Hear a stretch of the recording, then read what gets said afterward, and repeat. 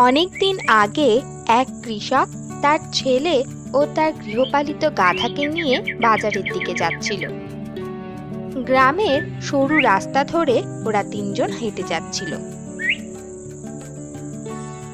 সোনা, তাড়াতাড়ি পা চালা রে, আমাদের বাজারে তাড়াতাড়ি পৌঁছতে হবে। কিছু দূর যাওয়ার পর কিছু লোকের কথাবার্তা ওরা শুনতে পেল।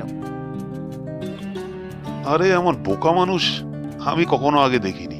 গাধা আছে কিন্তু গাধাটাকে কিভাবে ব্যবহার করতে হয় সেটাই জানে না। আরে তোমাদের মধ্যে কেউ গাধার উপর চড়ে বসো, গাধার জন্মই তো বোঝা টানার জন্য। এই লোকগুলো একদম ঠিক বলেছে। আমাদের দুজনের মধ্যে একজনকে এর পিঠে বসা উচিত।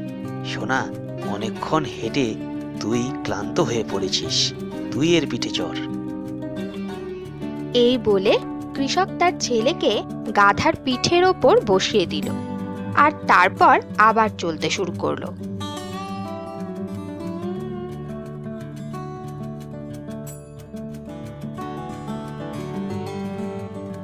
কিছু দূর যাওয়ার পর এক কৃষক তাদের দেখে বলতে লাগলো, আরে কি দিনকাল পড়লো রে ভাই, বুড়ো বাপটা হেঁটে যাচ্ছে আর জোয়ান ছোকরা গাধার পিঠে বসে আরাম করে যাচ্ছে।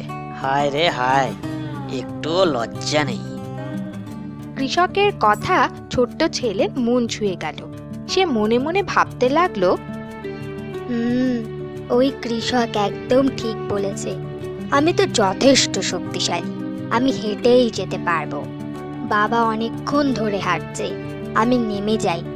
বাবা, তুমি কিছুক্ষণ বসো, তোমার আরাম লাগবে।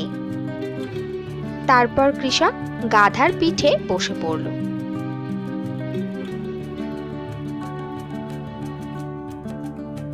কিছু দূর যাওয়ার পর এক বুড়ি তাদের এইভাবে যেতে দেখে বলতে লাগলো,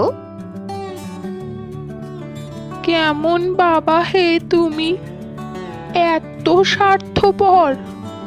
নিজে তো বেশ আরাম করে বসে যাচ্ছ, আর ছেলেটাকে এইভাবে হাঁটিয়ে নিয়ে যাচ্ছ।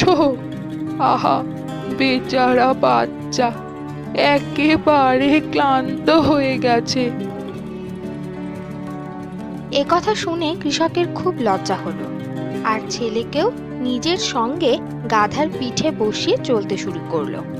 এখন সব ঠিক আছে, আর কেউ কিছু বলতে পারবে না। এই ভেবে বেশ কিছু দূর যাওয়ার পর ওরা দেখতে পেল একটা জায়গায় বেশ কয়েকজন লোক বসে গল্প করছে। কৃষক তাদের জিজ্ঞাসা করলো, আরে দাদা, বাজারে যাওয়ার রাস্তা এটাই কি? হ্যাঁ, বাজার যাওয়ার রাস্তা এটাই। তোমাদের দুজনের মাথায় কি বুদ্ধি নেই? এই বেচারা পশুটার উপর তোমরা দুজন মিলে বসেছো। বেচারা গাধাটার অবস্থাই তো খারাপ করে দিয়েছো। তোমাদের উচিত একে বেঁধে কাঁধে ঝুলিয়ে নিয়ে যাওয়া। এ কথা শুনে কৃষক ও তার ছেলে গাধার পিঠ থেকে নেমে পড়ল। সোনা, এরা সবাই ঠিকই বলেছে। আমরা দুজন অনেকক্ষণ ধরে অনেকটা রাস্তায় পিঠে বসে এসেছি। বেচারা ক্লান্ত হয়ে গেছে। এক কাজ করি, একে লাঠির সাথে বেঁধে দুজনে মিলে কাঁধে করে বাকি রাস্তাটা নিয়ে যাই।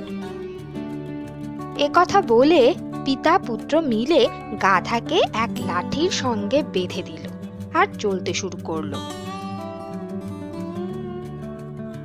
এইভাবে চলতে চলতে কিছুক্ষণ পর তাদের সামনে এক কাঠের পুল পড়ল। পুলটা পুরানো হওয়ার জন্য ভার সহ্য করতে না পেরে ভেঙে গেল আর ওরা তিনজন জলে পড়ে গেল। জল থেকে উঠে কৃষক তার নিজের ভুল বুঝতে পারল। ভগবান, আমি কত বড় মূর্খ!